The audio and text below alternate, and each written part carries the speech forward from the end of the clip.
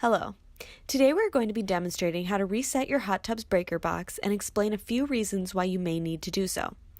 Getting started, one example of a time that the breaker box should be reset is if your hot tub controller's music icon disappears, like so. This is a relatively common glitch, and resetting the breaker box almost always fixes it.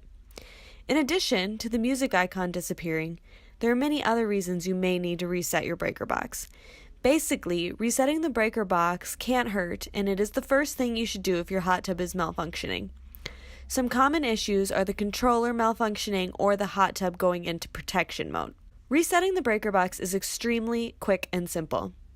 Simply flip both of the levers down, or one lever depending on your box, and wait about 10 seconds.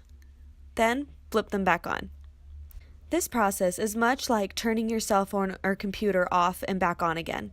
It fixes most minor hot tub problems. However, if you find that you reset your breaker box and your issue still isn't resolved, always feel free to give us a call.